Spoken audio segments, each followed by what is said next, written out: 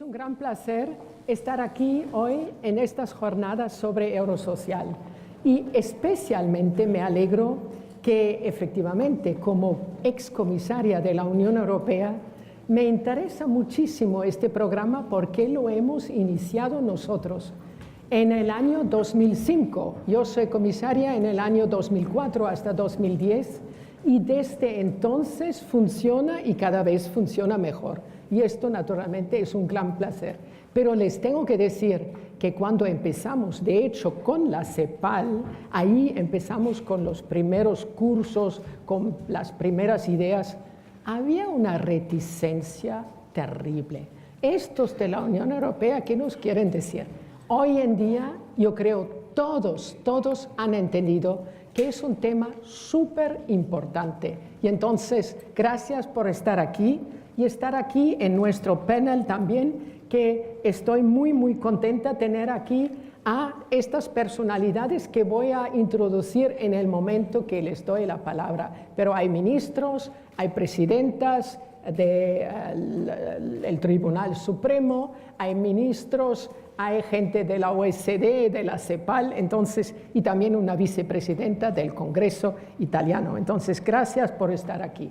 Señoras y señores, yo creo que ahora más que nunca resulta, como he dicho, pertinente este programa Eurosocial, como hemos oído también esta mañana, que aborda estas desigualdades y promueve la cohesión social. De hecho, me acuerdo, entonces decíamos inclusión o exclusión social.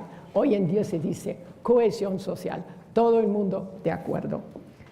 Bueno, ¿cuál es el contexto global? La desigualdad hoy en día está en la agenda de los Objetivos de Desarrollo Sostenible. Quiere decir, es una prioridad de los gobiernos a nivel mundial.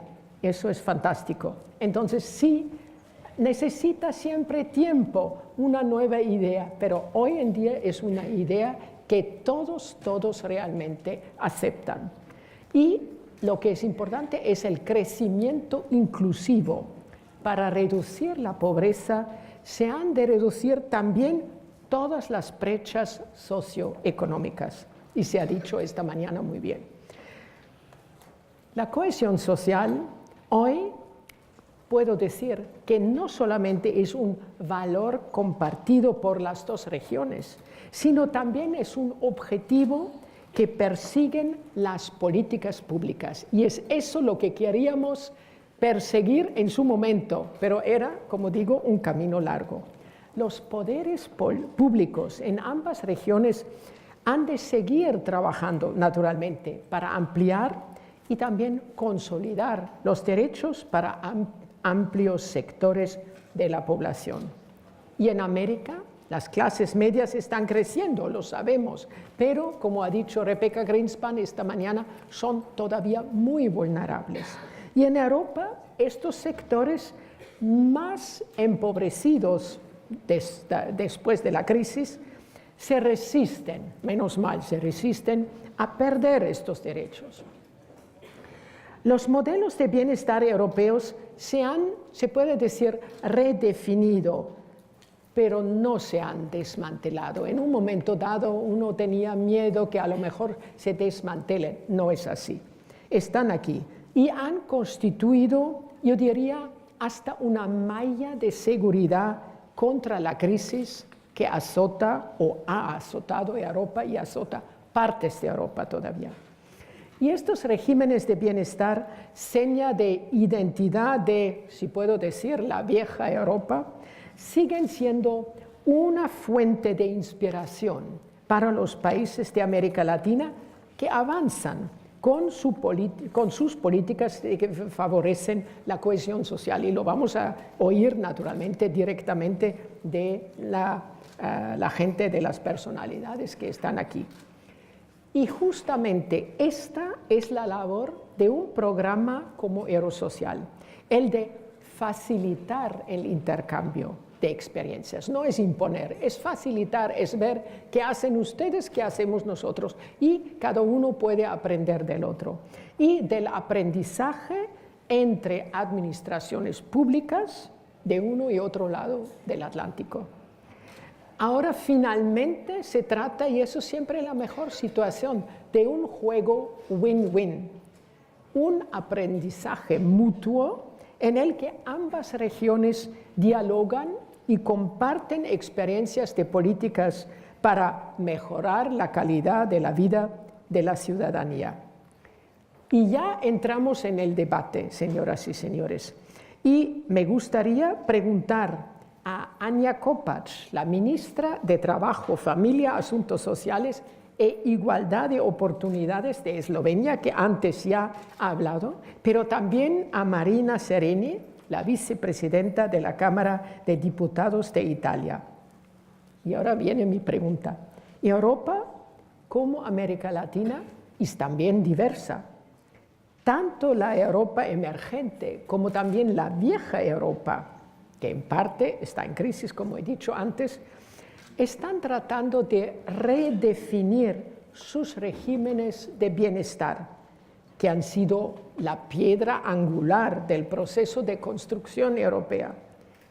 Desde su perspectiva, ¿nos encontramos en una encrucijada o piensan que el modelo social europeo va a salir fortalecido de esta crisis?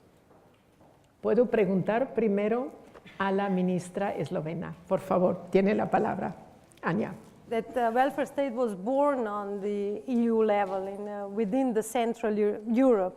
So it's the core of the idea how to combine and overbridge the conflicts between capital and work. So the welfare state is the answer to bridge that conflict. And the EU itself, it was born out of the hope that the distortion within the EU level would never repeat again. And the welfare states, the social cohesion embedded within the idea, I think it's the core of the EU. So the social dimension in itself should not be asked if it's part of the EU. The only question is how we will introduce more efficient social dimension within the EU. Because the fact is, now being the 28th of member states, the diversity between us, we have all 4 or even 5 welfare regimes as we speak, Northern, Central European, Southern, then we have differences between us.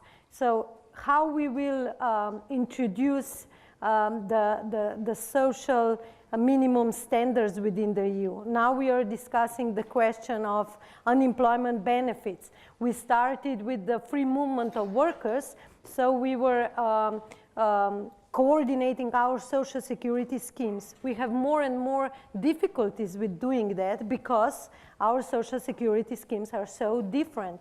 So now we are discussing how to, with these soft approaches, because we cannot agree on the level, on constitutional level, that we will proceed more, EU member states will proceed more towards the social dimension. So we are proceeding on this soft manner, mutual learning experiences, peer reviews. So we are actually trying to benchmark the direction of where we should go. Are we successful? I don't know. The crisis itself has moved, has confronted us with the questions that I'm critical in the sense that we are not answering to those issues efficiently enough. We are talking about the fiscal consolidation. Yes, it's important. We are all aware, but we should take into account what the fiscal consolidation means for our people, for the rights of those people, and that we have to be aware that without also social cohesion, but actual, not only on papers and discussions, that we are moving away from social peace, which was an important part of the EU, and also cohesive society, our peaceful society. So we should be aware that only cohesive society, the Europe as a whole and the world as a whole, we will have peace if we will redistribute what we produce on the more equal basis. So it's really important that we take into account all those categories of people who are left over, who are far from the labor market. We need to give them a possibility to have a decent work and to earn enough for the decent work. Muchísimas Thank you. gracias. 5 Thank you very minutes. much. Vicepresidenta, por favor, le puedo preguntar lo mismo, pero también quisiera decir esto, una sociedad más cohesiva, esto se puede también pagar, porque es siempre también esta cuestión, ¿no? Por un lado hay las finanzas del Estado, por otro lado queremos más cohesión social. Por favor, tiene la palabra. Grazie Benita. 5 minuti sono veramente pochi per rispondere a questa grande domanda, ci provo. Primo, in Europa, che cosa l'Europa deve mantenere e che cosa l'Europa deve cambiare? Deve mantenere il valore fondante della coesione sociale. L'Europa non esisterebbe come progetto di unificazione politica democratica se non avesse condiviso nei decenni l'idea di poter coniugare sviluppo economico e coesione sociale. Questo valore per noi è essenziale, lo dobbiamo rinnovare con strumenti nuovi. E allora che cosa deve cambiare l'Europa? Deve fare una riforma politica, ha ragione la ministra slovena, se condividiamo le politiche fiscali dobbiamo condividere anche un po' di più le politiche di welfare e quindi dobbiamo concordare di più sulle politiche che insieme dobbiamo fare.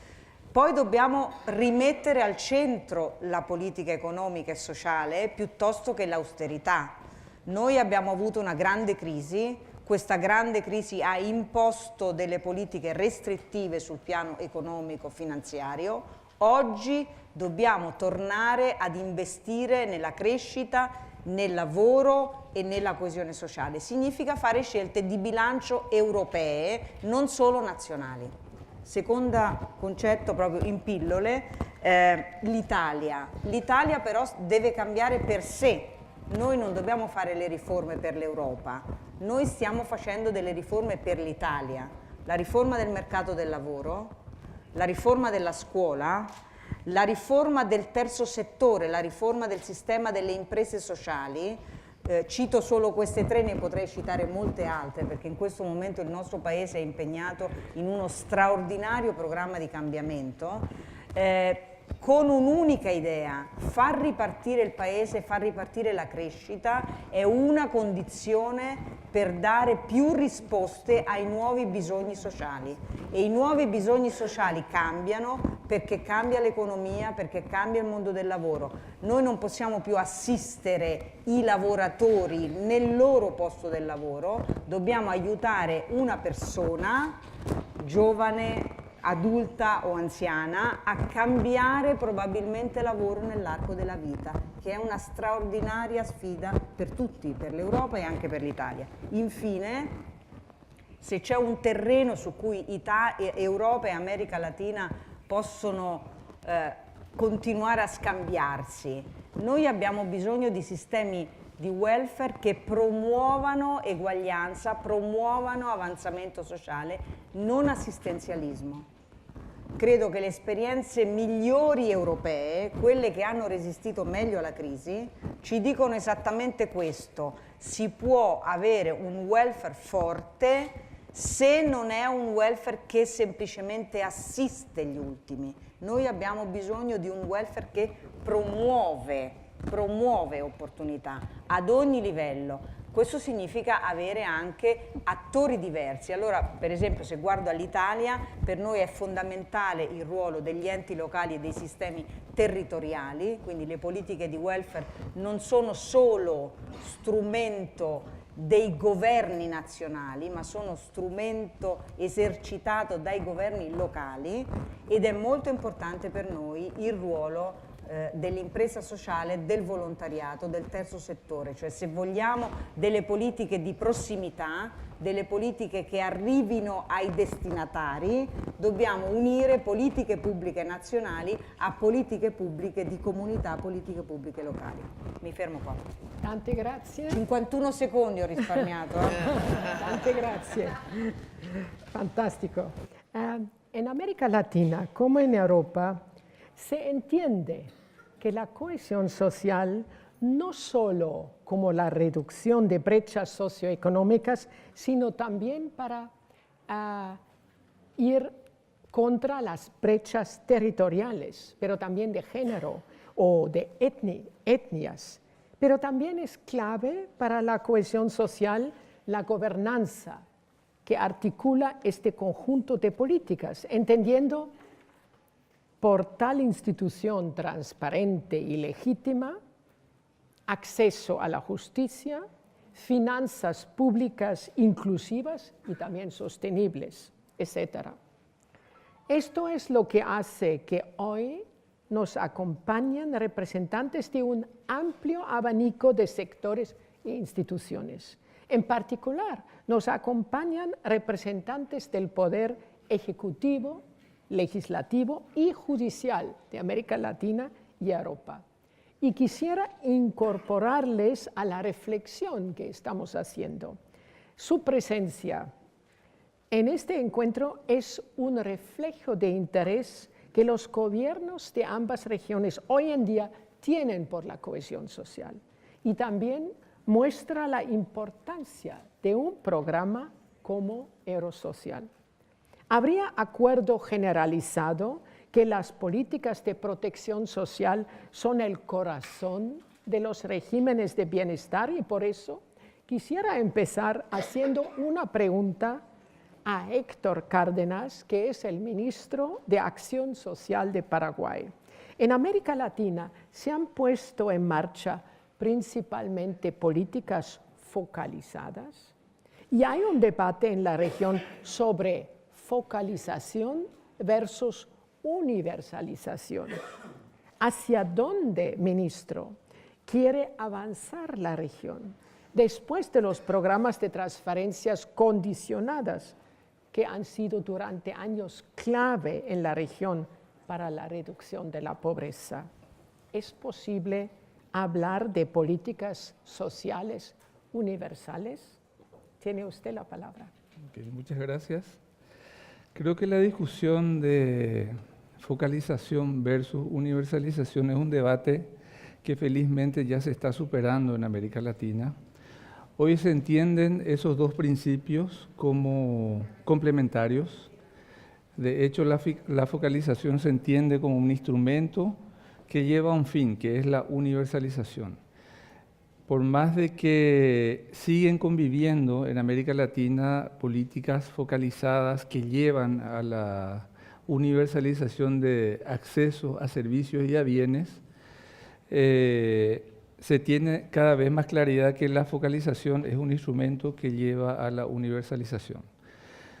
Es innegable el aporte de los programas de transferencias monetarias condicionadas que lo llamamos con corresponsabilidad por el enfoque de derechos. No se puede condicionar un acceso a un derecho básico como salud, alimentación, educación, etcétera.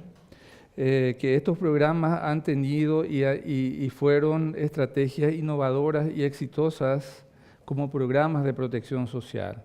Existe una diversidad de experiencias, podemos citar dos países muy grandes como Brasil y México que tienen programas muy estudiados a nivel internacional donde los impactos son evidentes. Tenemos otras experiencias donde también existen resultados que van mejorando. Estos programas de transferencias monetarias por la corresponsabilidad o por la condicionalidad lo que hace es motivar acceso a servicios básicos. Y esto dio pie a fortalecer y tenemos como deber en América Latina de seguir ampliando la cobertura y fortalecer la calidad de estos servicios, tan básicos como salud y como educación. Y si hablamos de Paraguay, Paraguay hace un mes cumplió 10 años el programa más grande de protección, que es el programa Tecoporá, que justamente el programa Eurosocial apoyó. Es el único programa que tiene una certificación internacional con ISO 9001, también fue apoyo de Eurosocial. En Paraguay esta política focalizada lo tenemos claro que debe ser parte de un sistema más grande, de un sistema de protección social. ¿Hacia dónde debe avanzar América Latina? Y esto fundamentalmente, o sea, tenemos claridad en conceptual, pero tenemos restricciones también. Y las restricciones son cómo se financian. O sea, ¿hacia dónde debe ir hacia sistemas de protección social integrales, universales, con enfoque de derechos. Ahora, ¿cómo se financia esto? Sí, con programas focalizados al propender accesos, a propiciar acceso a salud y educación, nos dimos cuenta que tenemos todavía debilidades. Pero también me gustaría aprovechar y hablar de un concepto que hablaba la señora. Los programas de protección social no son programas asistencialistas, porque al generar cambios estructurales en los integrantes de la familia, al haber 1, 5 o 10 años más de estudio, deja de ser un programa asistencialista. Al tener la vacuna completa, las vacunas completas en niños menores de 5 años, o al tener los controles prenatales de la mujer, se incide en indicadores duros como disminución de la mortalidad materna, disminución de la mortalidad infantil. Y para finalizar, ¿cómo financiamos esto? Con políticas fiscales más fuertes. Ustedes conocen que la región, si hablamos del promedio, un poco más del 20% de presión tributaria tenemos en América Latina. Hay países como el mío y otros que tienen menos del 15% de presión tributaria. Hay otros, pocos, que se acercan al 30% y solamente uno creo que pasa el 30%.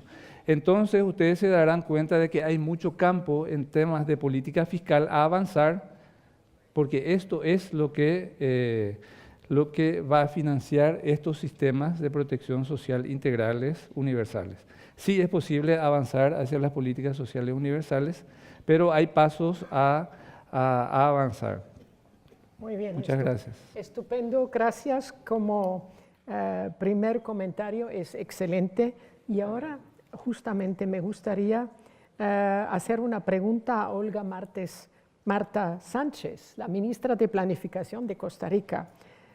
Como hemos dicho, la cohesión social depende también de otras muchas políticas coherentes en un marco estratégico común de planificación, donde se insertan, ¿no? Los ministerios de planificación, como casi órganos rectores, elaboran el Plan Nacional de Desarrollo, donde se definen prioridades de los países. Entonces, para cumplir con estos objetivos que se han establecido y avanzar también en la cohesión social, yo creo que se requieren dos elementos importantes. La primera es una financiación sostenible, efectivamente, que hemos oído también del ministro. Y la segunda, asegurar la coordinación intersectorial y entre los diferentes niveles de gobierno. Entonces, ¿cuál es la situación en la región y también en particular en su país, Costa Rica? Sí. Señora ministra. Pienso que es muy oportuna la secuencia que va teniendo la conversación y particularmente la pregunta. Quizá quisiera empezar señalando una cosa que tal vez en el contexto europeo no tiene igual relevancia que en el contexto latinoamericano, y es subrayar que para una sociedad desarrollada requerimos también un Estado desarrollado. En algunos momentos corrieron vientos por nuestro subcontinente de que el Estado tenía poco que hacer en el desarrollo. Sin embargo, justamente, y hoy en la mañana lo señalaba Rebeca Greenspan haciendo referencia a Fernando Franz Silber, que una de las grandes deudas de América Latina fue no lograr aprovechar la posibilidad del crecimiento económico con calidad de vida para su gente. Y esto tiene que ver con el Estado. Un Estado que cumpla la generación de condiciones para el desarrollo, pero también que tenga la posibilidad de incidir en la redistribución de la riqueza que somos capaces de generar colectivamente. Ese es un tema que está puesto en el debate latinoamericano. con una perspectiva muy diferente posiblemente a la que se asumió en los años 60, 70, de la época del estado de bienestar propio de aquella época. Hoy día es claro que el crecimiento tiene que ir de la mano con equidad y que esto requiere un Estado eficiente. Y para que el Estado sea eficiente tiene que tener en principio un soporte democrático, es decir, de legitimidad, y ahí ese es otro gran tema en América Latina, pero que no es lo que ahorita precisamente vamos a conversar, y lo otro, que haya una capacidad de gestión de los recursos públicos con calidad y direccionamiento, y aquí es donde cobra sentido la planificación, y particularmente un tema en el cual también hemos trabajado en Costa Rica con Eurosocial, y es la posibilidad de pensar las finanzas públicas desde una matriz de orientación por el desarrollo y la simbiosis entre planificación y presupuestación. No ver uno como la dimensión donde se plantea la estrategia, incluso con una perspectiva un poco ideológica, voluntarista, y por otro lado donde se administra la realidad, sino cómo precisamente ambos tienen que ir de la mano. Ahora, en esto es también importante que la arquitectura institucional de América Latina ha tenido un desarrollo pues, también propio de cada país, pero en general, sobre todo asentado en la sectorialización.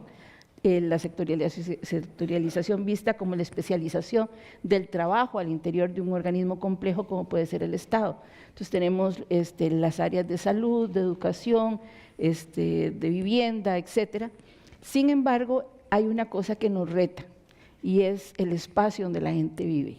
O sea, ¿cómo hacer para que el enfoque de desarrollo integral sea un resultado también de una acción interinstitucional amarrada en los diferentes espacios? Y yo creo que aquí es donde cobra sentido otra línea de trabajo también en la que hemos tenido el acompañamiento de Eurosocial, que es la construcción de la gobernanza multinivel. O sea, ¿cómo hacer para que nuestros estados, unos más desarrollados que otros en lo que son los procesos de descentralización, pero podamos aprovechar esa especificidad que tienen nuestros territorios, porque somos un continente sumamente diverso, para que los recursos públicos atiendan precisamente las particularidades. Y aquí este es quizá un reto de los más grandes que tiene particularmente nuestro país, Costa Rica, porque es un país pequeño, donde el centralismo trajo sus resultados en un determinado momento, pero en esta situación que estamos actual, pese a ser quizá uno de los países con mejores índices globales de desarrollo humano, cuando nos vemos al interior encontramos un país asimétrico, un país polarizado que nos está precisamente obligando a que tengamos que pensar diferente la gestión del Estado costarricense. No sé si me queda tiempo. Bueno, perfecto. Sí. De momento sí, Sí. porque después volvemos. Perfecto. Volvemos y tenemos mucho que discutir. Entre las políticas de cohesión social suelen obviarse a menudo aquellas relacionadas con la justicia y la seguridad, por considerarse fundamentos del Estado de Derecho previos al estado de bienestar. Pero en realidad, unos sistemas judiciales eficaces, con capacidad de respuesta a las necesidades de los ciudadanos, inclusivos, con igualdad de acceso para todos y que faciliten la solución de conflictos, son, creo, cruciales en cuanto que generan sentimiento de equidad, confianza en las instituciones y sentido de pertenencia a un proyecto común de sociedad, así cohesionándola. Eurosocial ha incorporado esta reflexión a su acción en América Latina y ha apoyado a los sistemas de justicia en todos sus desafíos. Cómo garantizar que la ley es igual para todos, algo que es muy, muy importante. Telma Esperanza Aldana, fiscal general de la República de Guatemala. Usted, señora, ha tenido un papel muy relevante en la lucha contra la corrupción y contra la impunidad. Son temas compartidos con otros países de la región, pero ¿qué avances ha habido? Y cuéntenos un poquitín de su propio país, por favor. Tiene usted la palabra. Gracias, muy buenos días. Estimo importante el fortalecimiento del sistema de justicia para la cohesión social, un ministerio público independiente, un poder judicial también independiente. En el caso de Guatemala, el ministerio público es constantemente debilitado y se le debilita con una ley perversa que lo rige y además con una falta de presupuesto adecuado. Estamos justamente en este momento en Guatemala luchando por reformas a la ley orgánica del Ministerio Público, a la ley de carrera judicial, para hacer de la carrera judicial la base fundamental del ejercicio del trabajo que realizan las y los jueces en el país. Y estamos también planteando un presupuesto adecuado para que el Ministerio Público pueda desarrollar su función y pueda tener presencia en todo el país. Parte de la problemática del Ministerio Público es que de 339 municipios que tiene Guatemala, únicamente tiene presencia en 34 de estos. Quiere decir que el ente investigador no tiene participación ni presencia en la mayor parte del territorio nacional. Es parte de la lucha que estamos realizando, tomando en consideración fundamentalmente que el Ministerio Público de Guatemala se ha convertido en el líder contra la corrupción y la impunidad en el país.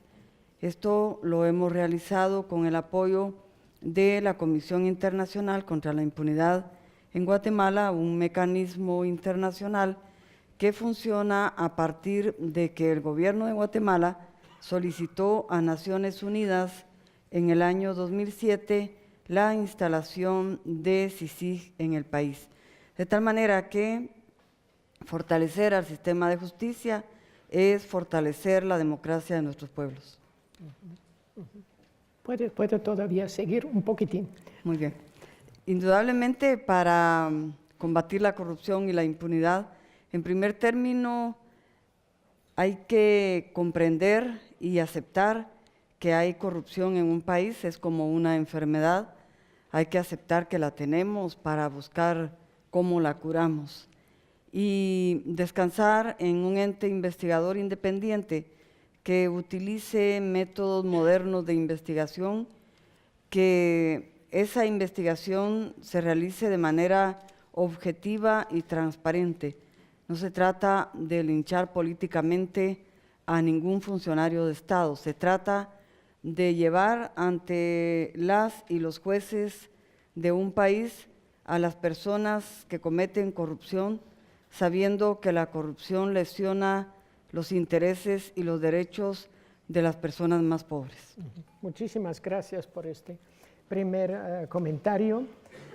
Y en este momento desearía abrir el debate ya, yo diría, al resto de los importantes personas, las personas que están aquí, que nos acompañan, y aprovechando el tema tratado, diría, la lucha contra la corrupción debe ser, desde luego, naturalmente activa, pero es tanto o más importante también su prevención.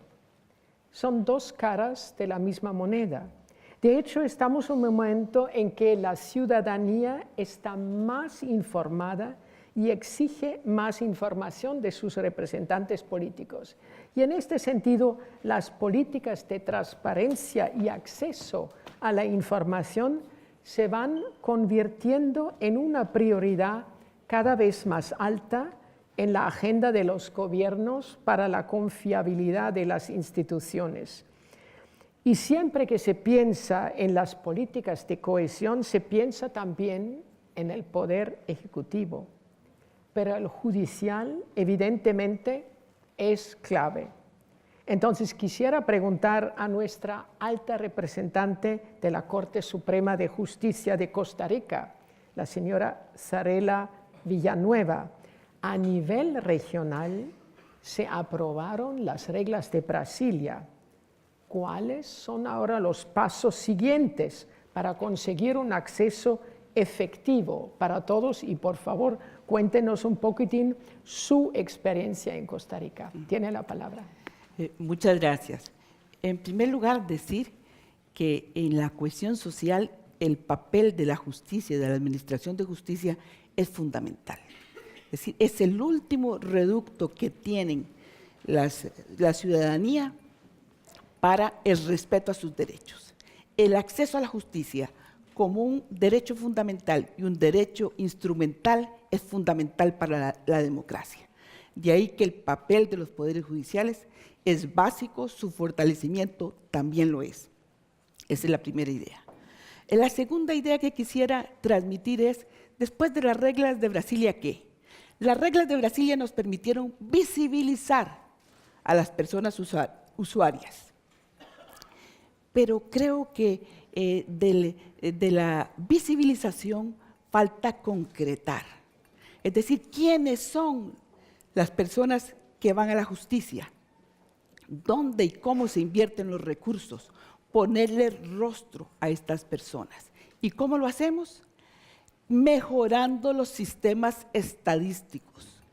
Es necesario que tengamos variables sociodemográficas en las estadísticas judiciales que permitan decir cuáles son las mujeres que atendemos, en qué área las atendemos, cuáles son los recursos entonces que destinamos, porque eso determina la importancia que le demos, claro, y hacer efectivo realmente los programas.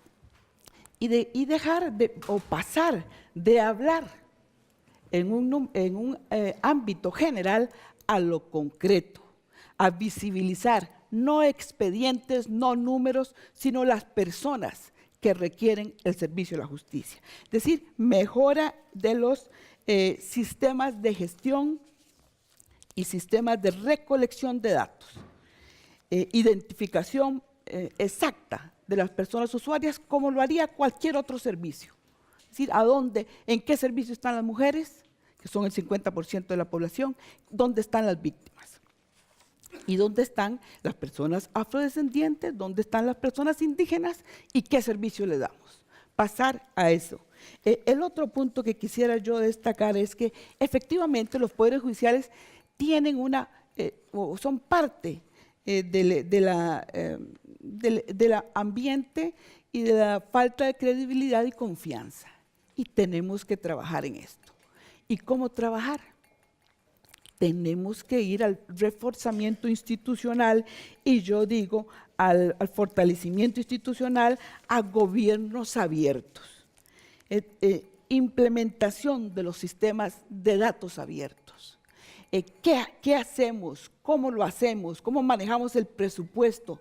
Somos parte de la respuesta estatal y debemos dar una visión clara que satisfaga en nuestro quehacer cómo manejamos los recursos y los jueces y juezas entrar en el tema de la rendición de cuentas y de la evaluación del desempeño, que es básico, creo yo, en esto del gobierno abierto y de la participación ciudadana.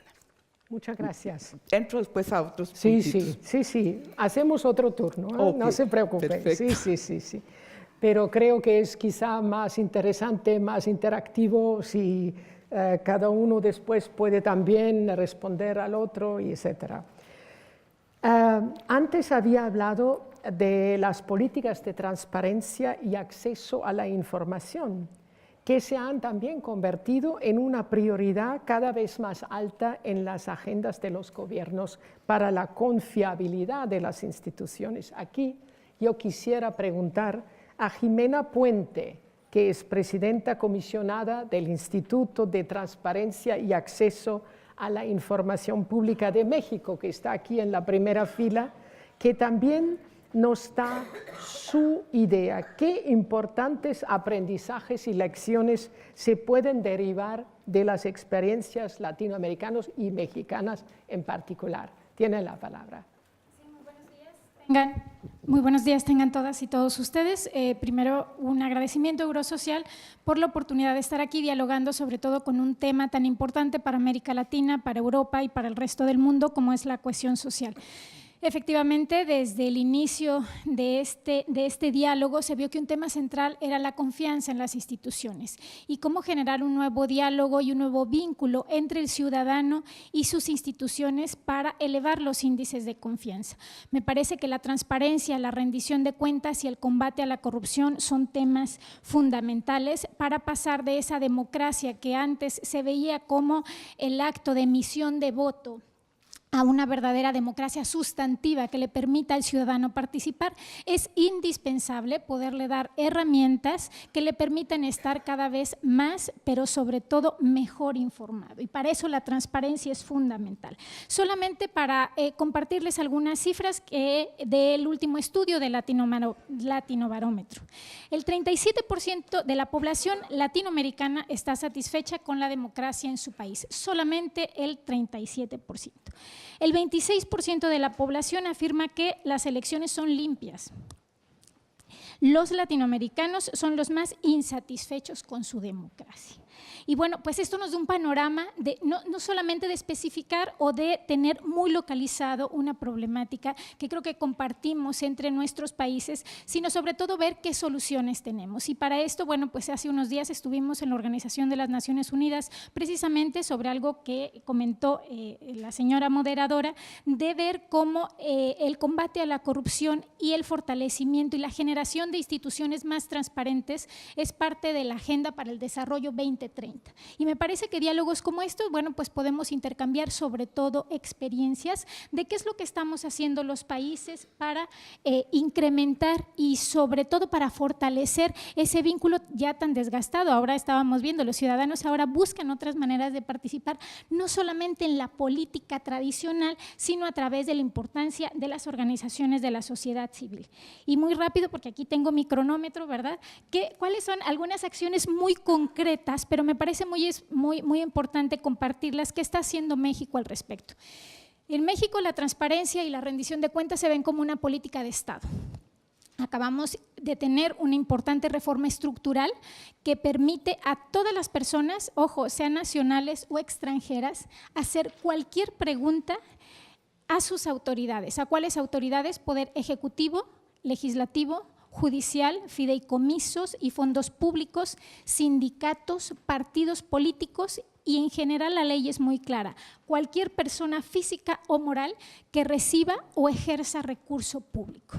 Entonces, bueno, tenemos un panorama de garantizar a cualquier persona sin discriminación, ojo, y es muy importante, y no se tiene por qué acreditar para qué se necesita esa información. Entonces tenemos procedimientos ágiles. México tiene es el primer país que tiene un organismo constitucional autónomo garante de la transparencia. No dependemos de ningún poder. Las resoluciones del instituto son definitivas e inatacables.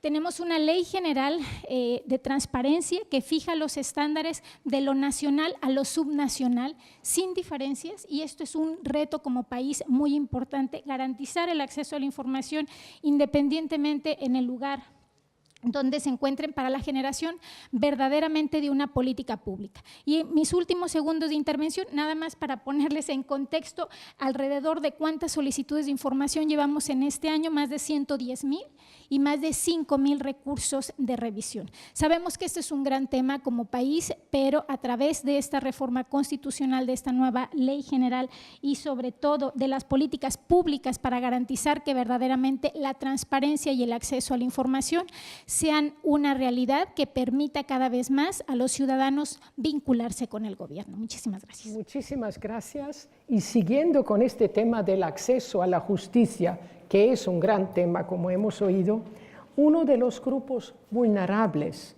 a los que Eurosocial está prestando especial atención es el de hombres y mujeres privados de libertad. Quisiera preguntarle a la señora Stella Maris Martínez, la defensora general de la Nación de Argentina, ¿qué avances se están dando a la región para la defensa de este colectivo? Y muy especialmente, naturalmente, en el caso de las mujeres. Pero usted, cuéntenos un poquitín lo que usted piensa, y sus opiniones van a ser muy interesantes. Tiene la palabra, señora. Muchísimas gracias.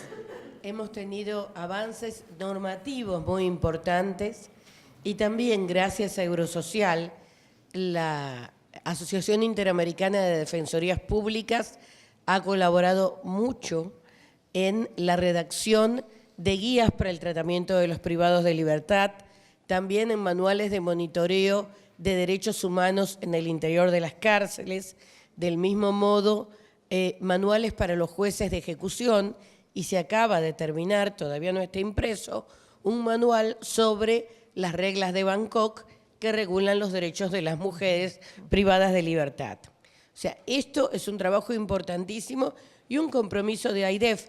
De hecho, fue la Asociación Interamericana de Defensorías Públicas la que pidió, exigió y logró que fueran considerados los privados de libertad como un grupo vulnerable en el acceso a la justicia, porque no se entendía, cuando comenzó el trabajo de la cumbre, que una persona privada de libertad no tuviera acceso a la justicia.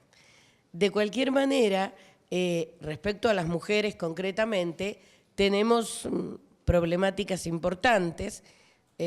Primero, en el sentido de que tenemos muchas mujeres con niños pequeños.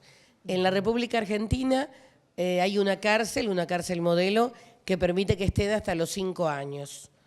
Esto, por supuesto, que conlleva una gran discusión, porque la cárcel será modelo, pero el niño está preso, igual que su mamá.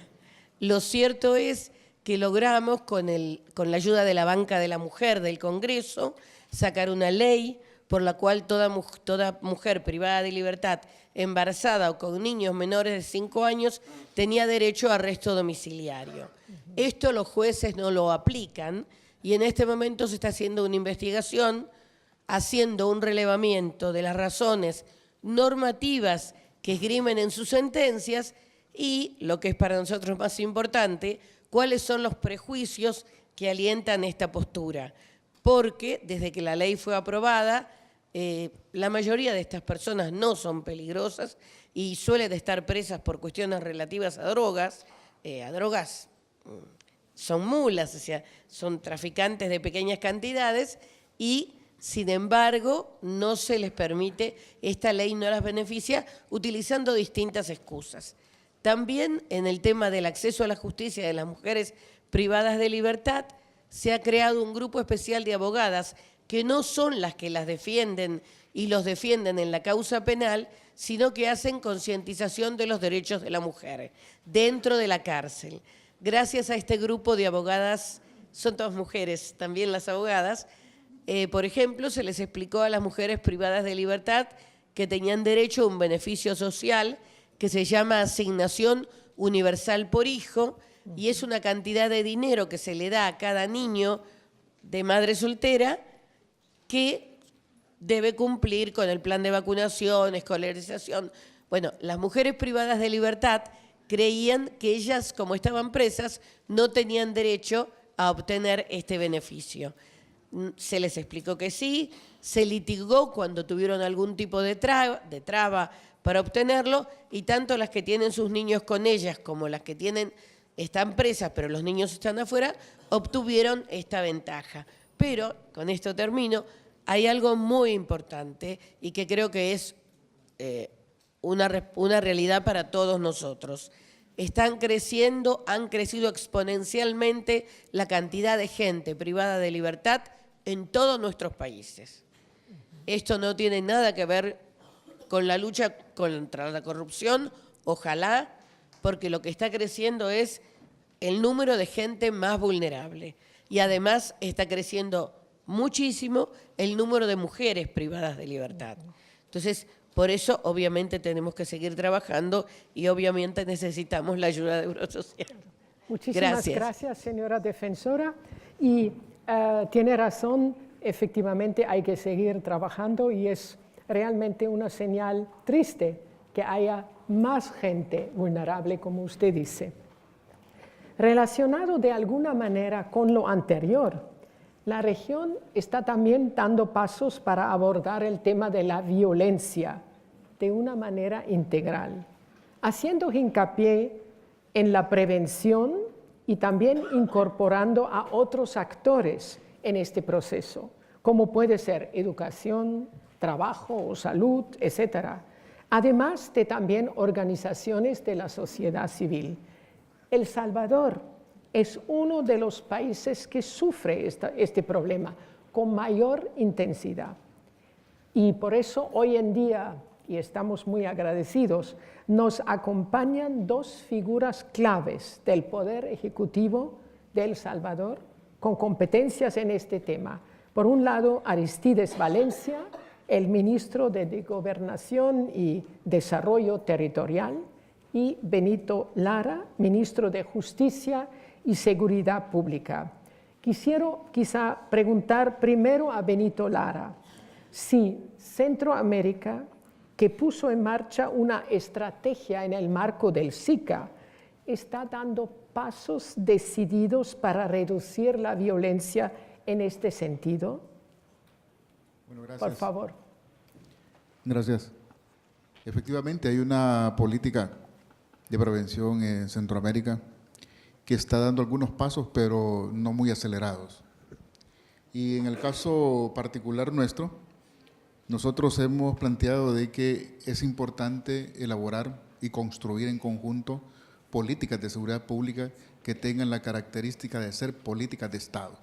Esa es como la clave para darle sostenibilidad en el tiempo a las diferentes políticas públicas en esta materia. Segundo, que deben de robustecer la presencia del Estado en el territorio. Hay que decir que en algunas partes de nuestro territorio nuestra presencia en las instituciones no es la más robusta. Y tercero, que estas políticas deben de permitir coordinar y cooperar con el resto de instituciones del Estado y también con los privados, partiendo que la seguridad pública es multicausal, por consiguiente las políticas deben de buscar incidir en los efectos, pero también resolver las causas que generan la misma. En esa dirección nosotros tenemos un plan quinquenal, nuestro gobierno, que hace esfuerzos en 3 áreas importantes. Primero, en la economía, mejorar la economía de nuestros países. Segundo, la educación, fortalecer la calidad de nuestra educación. Y tercero, incidir en la seguridad pública. Partiendo de ahí, nosotros tenemos en El Salvador lo que se llama una política de justicia, seguridad pública y convivencia que tiene 5 componentes importantes. El primero es el tema de la prevención, por supuesto el control del delito, la reinserción, atención a víctimas y testigos y el fortalecimiento de las distintas instituciones del Estado. Partiendo de esto y del criterio de que tienen que ser políticas de Estado, nosotros hemos hecho un esfuerzo muy grande con distintos sectores políticos, religiosos, económicos, con la academia, para elaborar lo que es un plan. Y le hemos denominado el plan El Salvador Seguro, después de cerca de 4 meses de trabajo, que hemos conformado un Consejo de Seguridad Ciudadana y Convivencia, el cual está conformado por todas las iglesias, tanto la católica como otras de distintas denominaciones, empresarios, tanto instituciones empresariales como empresarios individuales que se han sumado al esfuerzo. Y lo importante de esto es que la Secretaría Técnica de este Consejo está conformada por el PNUD, la OEA y la Unión Europea. Eso nos da como un poco más de posibilidades técnicas de tener instrumentos, instrumentos que nos permitan ir ejecutando esta política que mencionaba anteriormente. Y esta política, este plan El Salvador Seguro, lo que ha definido es que 10 municipios importantes, prioritarios a intervenir. Quiero decir que la violencia en nuestro país, la delincuencia en nuestro país está focalizada. Son 50 municipios los que tienen más dificultad, de los cuales 25 es donde se cometen más o menos el 75% de hechos delincuenciales, o sea, los tenemos muy focalizados. Entonces tenemos 10 municipios en este año en los cuales estamos interviniendo fundamentalmente en temas de prevención, en los cuales se han definido cuáles son los factores de riesgo y las instituciones responsables de resolver.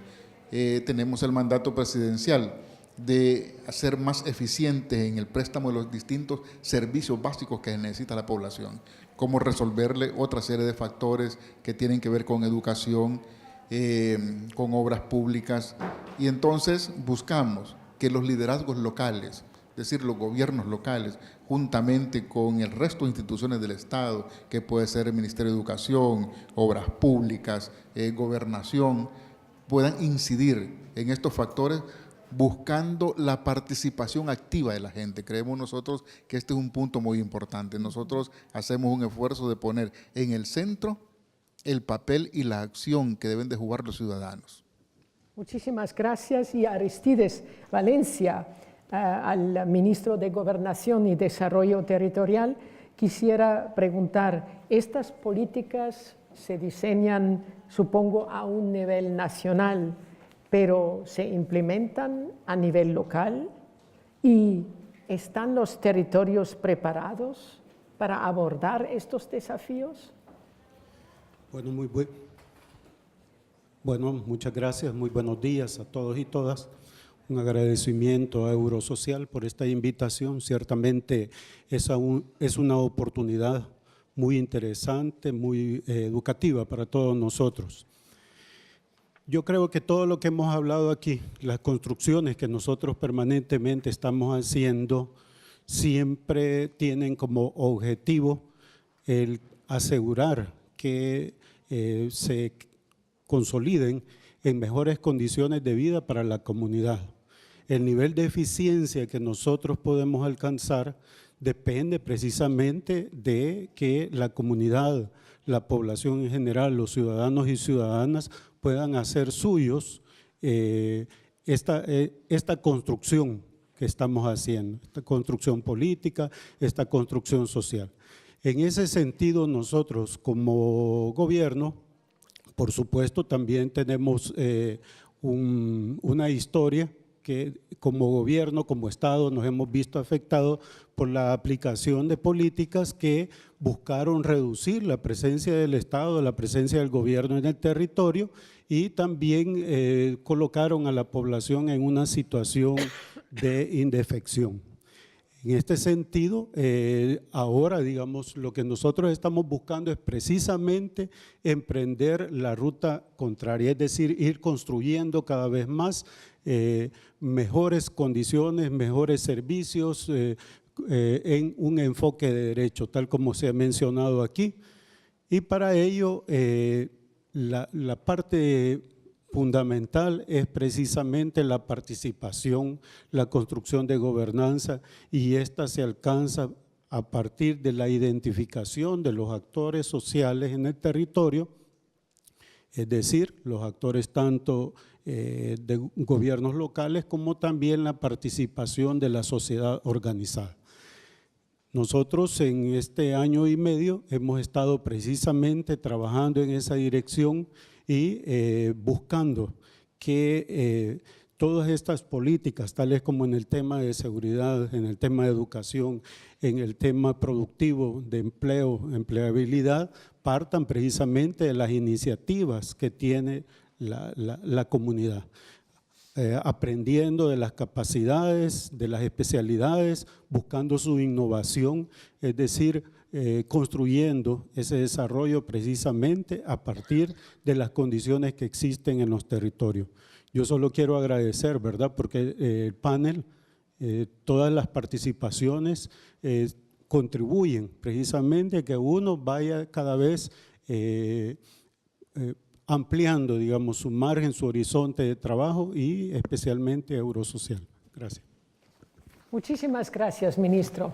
Han sido ustedes tan disciplinados y tan disciplinadas que podemos hacer una segunda ronda. He pensado en lo siguiente, para que sea interesante también para ustedes, que hacemos quizá, primero damos la palabra a esta gente y vamos a pedir a Nieves y Mario de esperar un poquitín más, porque así quiero saber un poquitín cuáles son sus prioridades personales o del Estado que ustedes y de las instituciones que ustedes representan cuál es la financiación que tienen, porque efectivamente es esta o el gran desafío, y después cuál es la aceptación pública. Hay la gran sociedad civil detrás, algunas veces sí, otras no. Después doy la palabra a Nieves y a Mario, y después, por favor, ustedes todos pueden participar, porque en principio tenemos hasta las 2. Quiere decir, nos queda una pequeña hora. Entonces, por favor, señora vicepresidenta. Grazie. Grazie Benita. Si sente? Mi dicono che questo attrezzo dà fastidio al microfono. In Italia il finanziamento dello Stato sociale, del welfare, è fondamentalmente in capo alla fiscalità generale. Ora però noi abbiamo una riflessione aperta, che è speculare a quella del collega che parlava prima. Il nostro livello di tassazione è troppo elevato e quindi dobbiamo ridurre le tasse sugli investimenti, sul lavoro, sulle case, perché si possa ripartire con i consumi e con gli investimenti, con la crescita economica. Quindi abbiamo la necessità di trovare un equilibrio virtuoso tra tassazione e spesa sociale. Dobbiamo un po' diminuire le tasse per poter ricostruire un rapporto di fiducia tra i cittadini e lo Stato nel finanziamento del sistema dei servizi alle persone, alle famiglie, alle comunità. Detto questo, il sistema principale italiano è un sistema fondato sulla fiscalità generale, cui oggi si aggiungono alcune risorse private importanti, e le risorse private importanti è giusto che siano dentro ad una programmazione del sistema pubblico. Quindi le politiche pubbliche debbono programmare le risorse pubbliche, ma anche in qualche modo indirizzare le risorse private.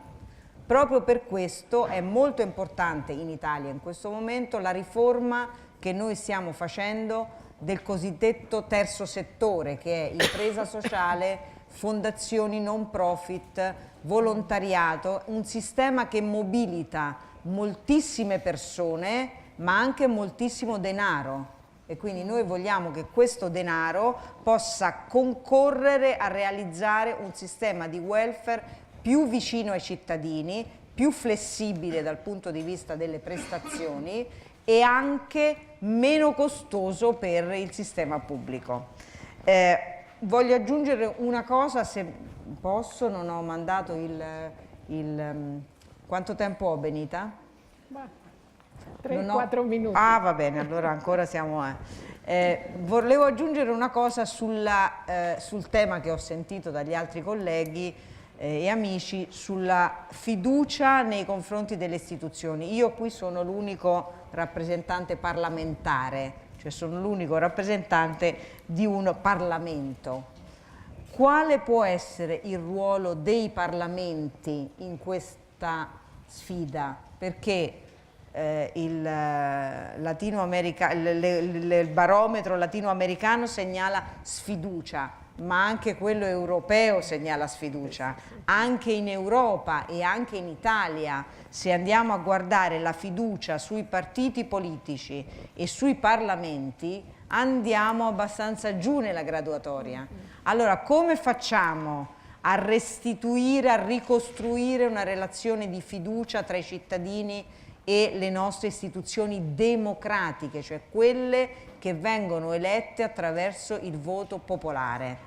Noi ci stiamo interrogando molto.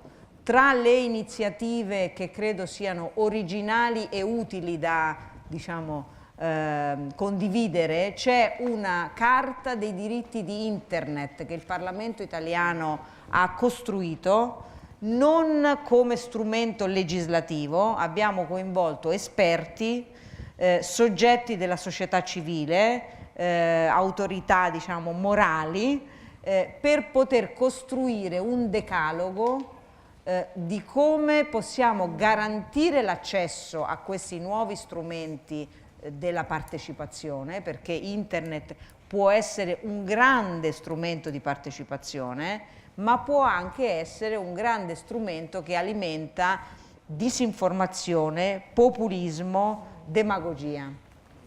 E quindi come Parlamento italiano ci siamo posti questa domanda: possiamo indicare delle regole da condividere anche con altri parlamenti, per esempio, per aumentare la possibilità di accesso di ognuno e di ognuna alla rete, alle opportunità che offre internet, ma contemporaneamente per descrivere anche alcuni doveri che dentro la rete si debbono poter realizzare. E io considero questo uno dei punti, una delle frontiere che dobbiamo affrontare quando parliamo di rinnovamento della democrazia, perché anche la partecipazione, dare strumenti di partecipazione nuovi ai nostri cittadini richiedono delle regole, quindi dei diritti ma anche dei doveri, per esempio dei doveri di informazione corretta.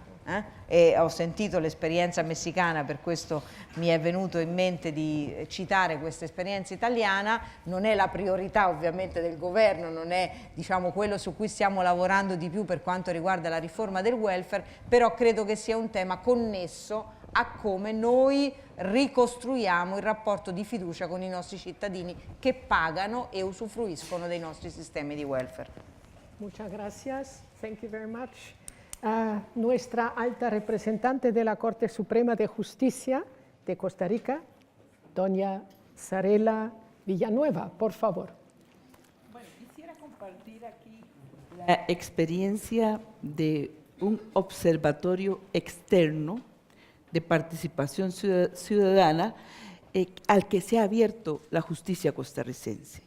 Nosotros, con el Estado de la Nación, que es un programa que dirigen los rectores de las universidades públicas nacionales, nos expusimos a un análisis de la justicia de manera objetiva. Y lo resalto no solo porque significa enfrentarnos a verdades e incluso participar y abrirnos a verdades que no quisiéramos oír, sino porque nos señala muy puntualmente algunas debilidades en su estudio. Entonces, este observatorio de la justicia determina dos hechos que quiero aquí resaltar. Uno, la debilidad del sistema penal en cuanto a la efectividad, en cuanto al recorrido de las víctimas, y muy puntualmente señaló la debilidad en la justicia penal en cuanto a la respuesta a los delitos relacionados con las mujeres en lo que era violación y delitos sexuales. Y luego me referiré a lo que hemos hecho. Y segundo, en la duración de los procesos laborales que afectan lógicamente a un sector importante social. Señaló cuánto duran los procesos, que mejor no lo digo, aunque sí señaló que al final se obtenía una respuesta positiva, pero con un largo proceso. Y señaló entonces la debilidad de las mujeres víctimas en esto. ¿Qué hemos hecho para mejorar esto? Programas específicos, no como quisiéramos, y creo que eso es parte, los abordajes integrales, los sistemas integrales de datos sociodemográficos, pero hemos hecho abordajes directos de ventanilla única de los servicios del Poder Judicial en zonas urbano-marginales, cercanas a la capital, donde la víctima tiene de manera integral todos los servicios que ofrece nuestra institución, que nuestra institución da asesoría en familia, asesoría en pensiones alimentarias, reúne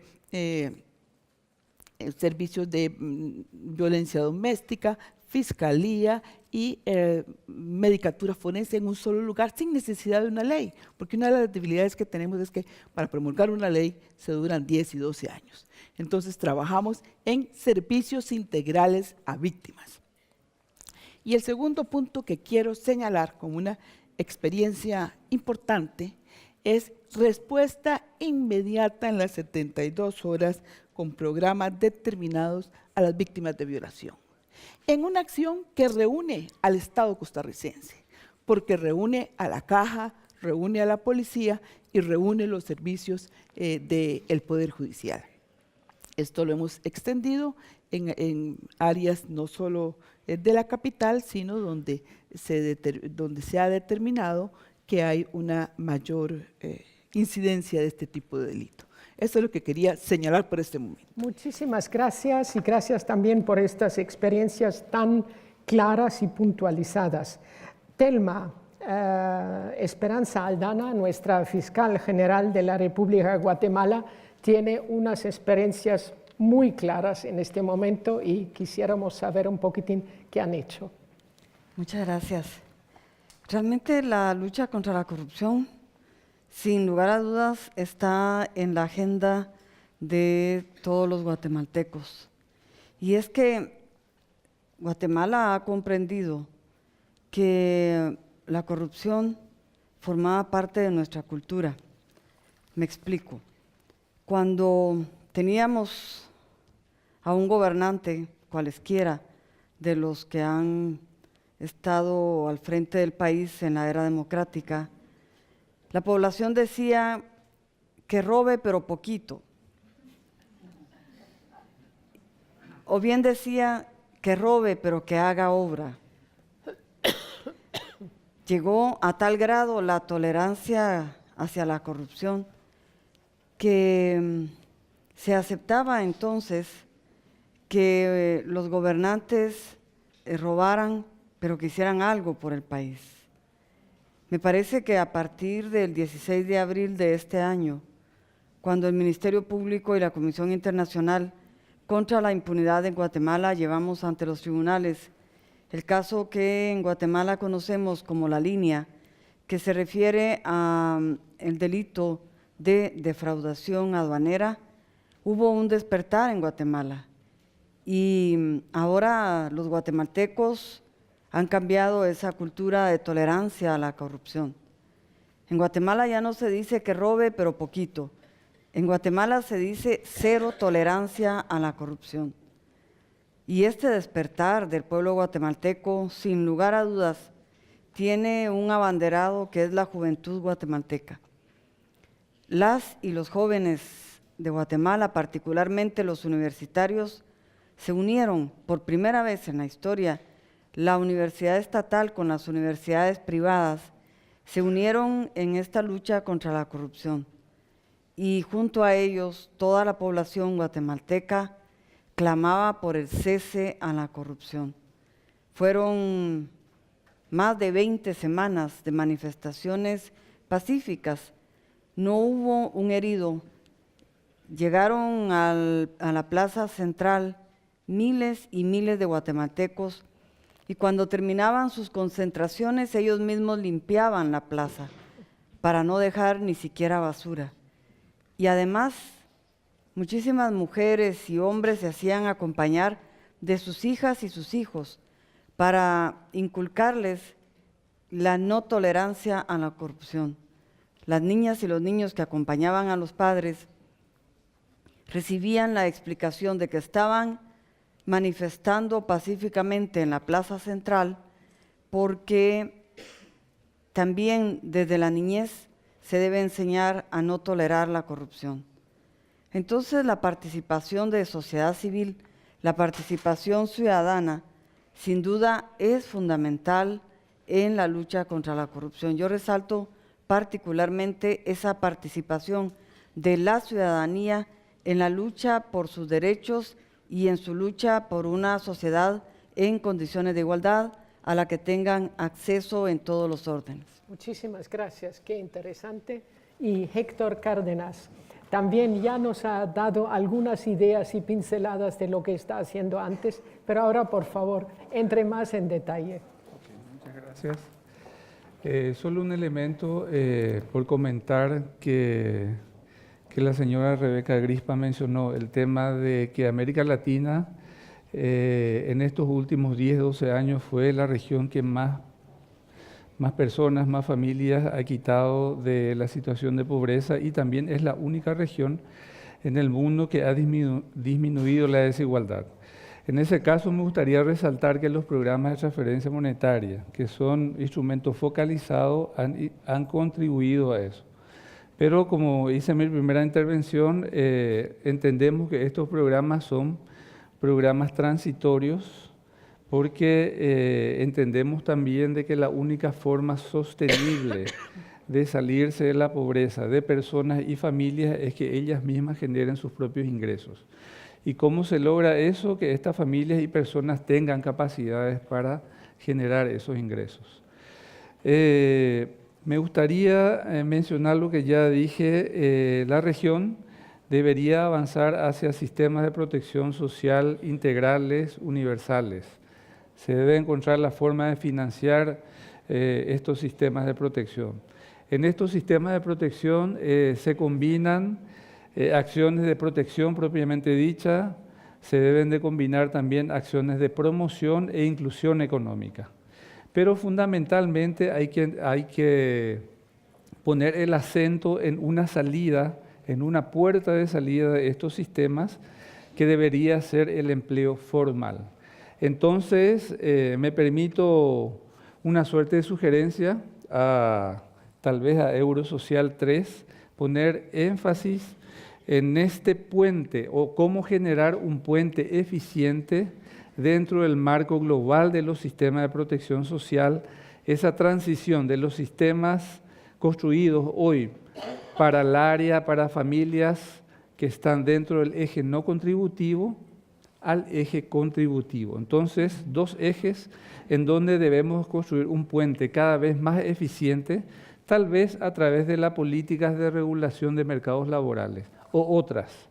Pero ese puente donde los programas de transferencia monetaria hoy están atendiendo a aquellas familias que están dentro de un régimen no contributivo a pasar a un régimen contributivo. Y eso nos aseguraría el empleo decente, protegido con todos los beneficios que conlleva eso.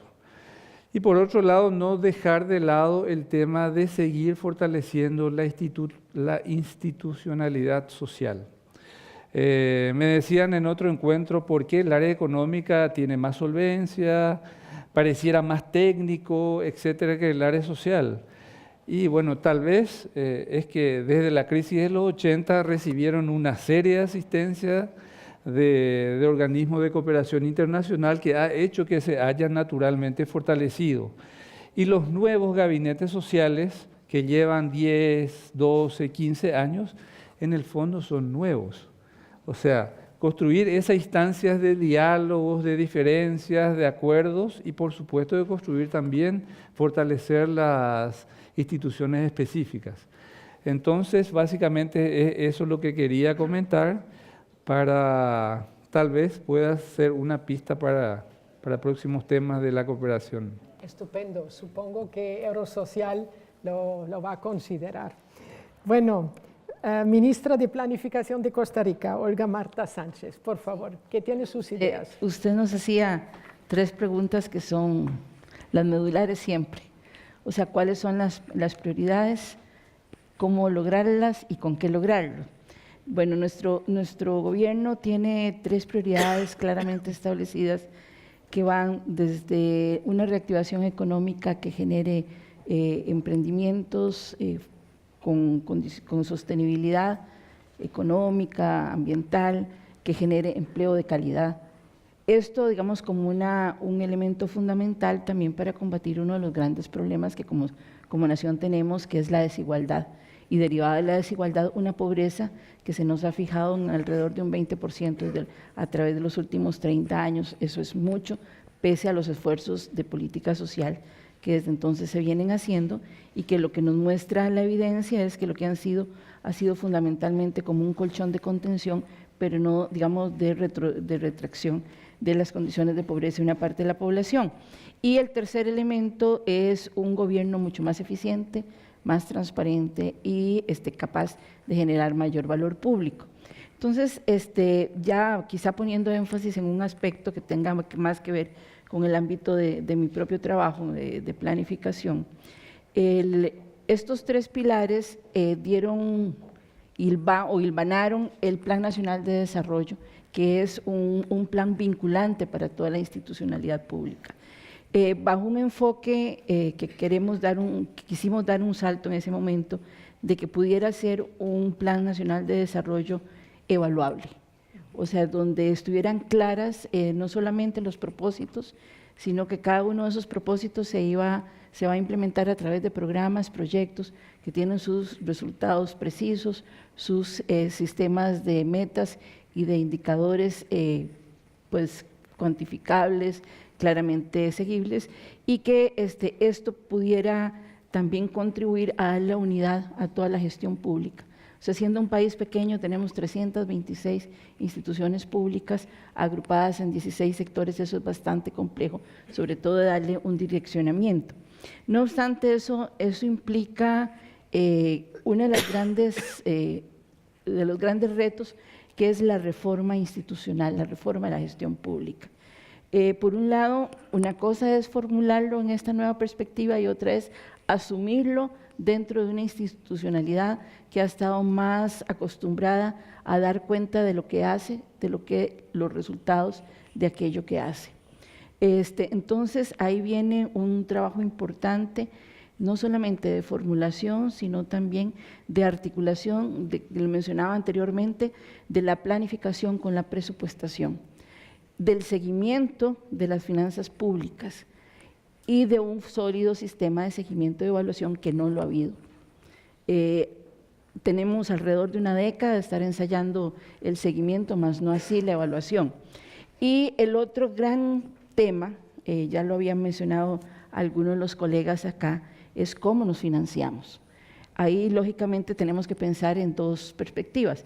Por un lado, pienso yo, nos toca vivir una época donde es más claro y más necesario la fusión o la alianza público-privada en lo que es la gestión del desarrollo. No solamente es una responsabilidad del Estado, pero no solamente es una responsabilidad del Estado. Yo creo que hay una perspectiva importante quizá a nivel mundial y animada por diferentes acciones, pero particularmente la renovación de los compromisos mundiales en torno a los objetivos del desarrollo sostenible, plantea una responsabilidad social del sector empresarial que va mucho más allá de la filantropía, y eso es un factor, creo, importante. Y el otro gran elemento, y con eso cierro, y que es quizá de lo más complicado, es la reforma fiscal. Y lo planteaban hoy en la mañana, ¿verdad? Porque la reforma fiscal pasa por entender que hay responsabilidades precisas que cumplir, tanto del gobierno con una eficiencia en la gestión pública, como el cumplimiento de las leyes por parte del sector privado. Muchas gracias. Muchísimas gracias. Y como última en esta segunda ronda, antes de dar al público también la palabra, es Anja Kopač-Mrk, ministra de Trabajo de Eslovenia. Por favor. Thank you for the second time for the floor. It was interesting to listening to the issues you all brought up, because it's, even though that we are, for example, countries in Europe, you are from Latin America, but there are similar questions, similar issues. They are in different contexts and to different extents, but we are all facing the same concerns or issues to be discussed. For example, you put in front the question of financing the welfare state, the social protection schemes as the whole. We should divide, because we have social assistance schemes, which are usually financed out of the progressive general taxation, and we have social insurance schemes, which are usually financed out of the contributions, so are work-related in its core.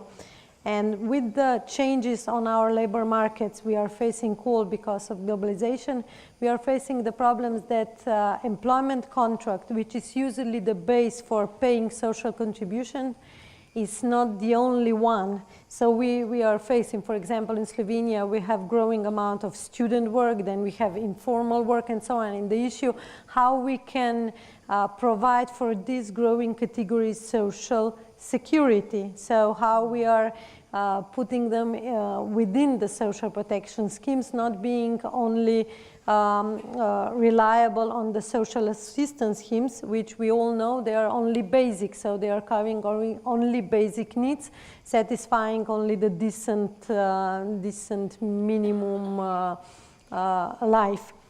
So the problem is how to introduce all different kinds of work on the umbrella of social protection.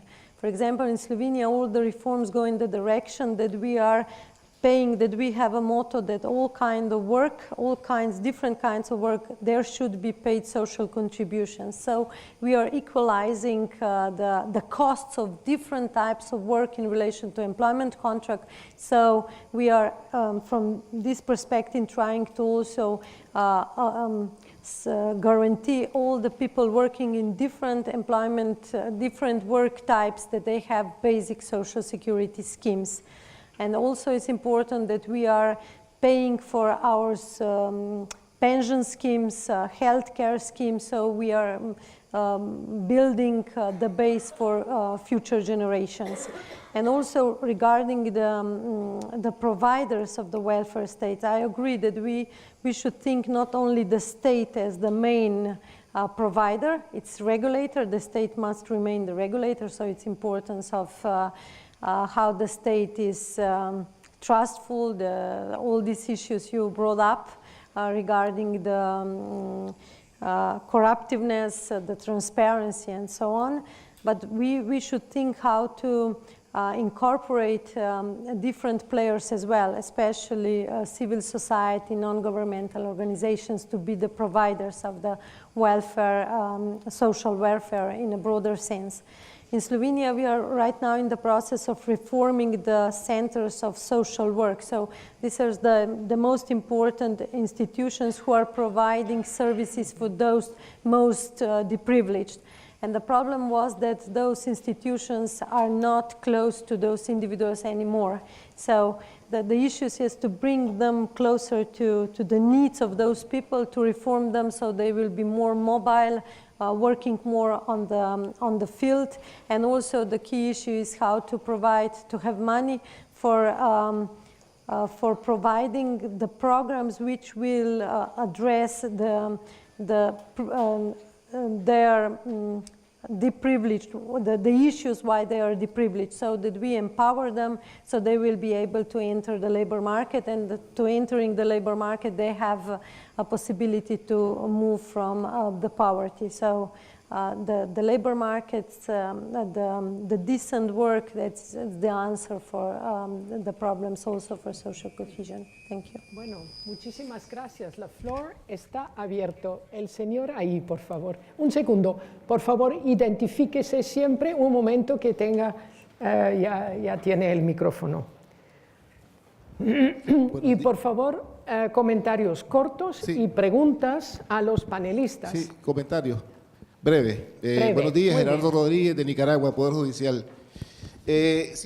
Brevemente, de todas las intervenciones yo quisiera señalar que no podemos hablar de cohesión social si el Estado no está cohesionado. No hay cohesión social. ¿Qué quiero decir con eso? Por ejemplo, y hablo de Nicaragua, nosotros tenemos una política de Estado de seguridad ciudadana. ¿Esto qué significa? Esto significa que creamos una comisión interinstitucional donde está el Poder Judicial, está la Fiscalía, está la Policía, y todos nos juntamos no para que al momento de los juicios un narcotraficante pueda salir por un tecnicismo legal. Tenemos que cohesionarnos para después poder darle una respuesta a la sociedad. Tenemos una política de Estado de género. Una Asamblea Nacional, por ejemplo, 50% mujeres, 50% varones.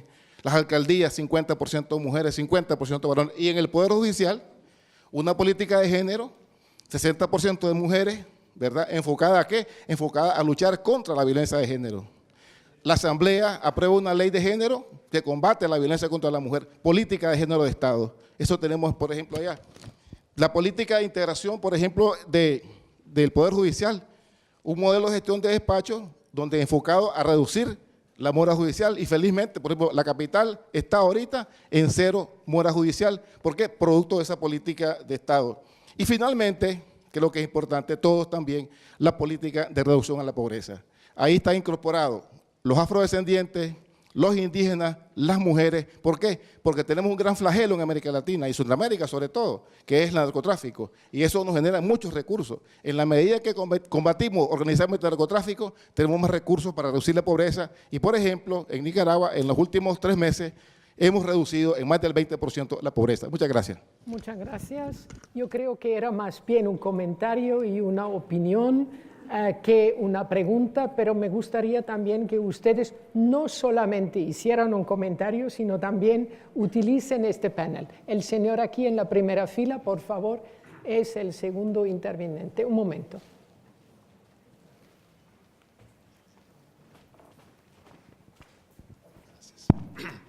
Gracias, buenos días.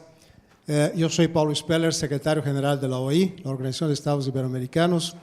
Primero quería agradecer por la palabra y decir que nosotros participamos activamente de Eurosocial bajo la coordinación de FIAP, juntamente con una institución italiana, el Lila, que se hace muy presente, y decir que me da mucho gusto escuchar todas las intervenciones de las autoridades invitadas, muchas de las cuales las he encontrado en América Latina, cuando he estado reunido con todos. Aquí me da mucho gusto ver a Benito. Hace muy poco quería comentar un programa que estamos preparando para Centroamérica a partir de una problemática osada de El Salvador que nos ha planteado el presidente don Salvador, en el sentido de buscar una, digamos, integración de políticas, y este fue el tema que a mí me ha llamado la atención. O sea, no se trata de buscar políticas sociales aisladas o focadas como se ha puesto, pero buscar una efectiva integración como se puso aquí en el caso de Costa Rica, y en El Salvador también se está llevando lo mismo. O sea, el desafío que nos pone el presidente, y estamos preparando el proyecto, es un proyecto que responda efectivamente a la problemática de la violencia en El Salvador, que no es un problema de El Salvador, es un problema, diría yo, iberoamericano, lo tenemos presente en todos los países de Latinoamérica. ¿Cómo puede la escuela llevar adelante sus actividades sin que la violencia se lo impida? Este es el reto, eso lo llevamos ahí para después de este piloto extender un programa iberoamericano donde la violencia en la educación en la escuela pueda llevarse como un programa de la OI, y tiene todo que ver con el Eurosocial. Y el 3 y lo que venga, ¿verdad, Pedro? Gracias. Muchísimas gracias, muy interesante. Una señora ahí, por favor. Y después tomamos una opinión más y después doy la palabra primero a Nieves Rico, que ya está esperando desde hace mucho tiempo, y el pobre Mario Pezzini después tendrá la última palabra. Por favor, señora. Gracias. De Costa Rica. Yo quisiera preguntarle a la representante ministra de Eslovenia qué opina ella con respecto a que creo que no puede haber cohesión social si las mujeres no tienen oportunidad al trabajo. Recordemos que en América Latina hay una gran cantidad de mujeres jefas de hogar, con niños a cargo, excluidas no solo de la parte educacional, porque muchas no han terminado primaria ni secundaria, y con oficios informales. Quiere decir que no pueden tener un trabajo que les permita vivir dignamente. Pero además, como decía la homóloga mía de la República Argentina, doña Estela Maris, también en Costa Rica se han hecho estudios y lamentablemente nuestras mujeres privadas de libertad sufren también esta discriminación, ya que en su mayoría son mujeres que están en las cárceles por estar relacionadas con delitos con el narcotráfico, pero en su mayoría son jefas de hogar que cuando egresan de la cárcel no tienen ni trabajo, ni tienen tampoco forma como mantener sus familias. Entonces yo quería preguntarle a ella cómo esta política de cohesión social podemos nosotros traducirla al campo laboral y educacional de nuestras mujeres en América Latina porque evidentemente sufrimos una discriminación. Muy bien, por favor, a lo mejor puede responder enseguida. Corto, por favor, porque ya tenemos que medir el tiempo. Thank you for the question. Yeah, gender, we will discuss it more tomorrow, but gender perspective is the one which is really important when we are speaking about social cohesion. As I said before many times, social cohesion, we can talk about cohesive society if all the members have equal opportunities, meaning, of course, that genders is included as well. But the problem is with the gender dimension that is very much influenced by the cultural values. So it's not the measures which should be taken to include women within society, not only on the labor market, but to be active participant, to have active citizenship.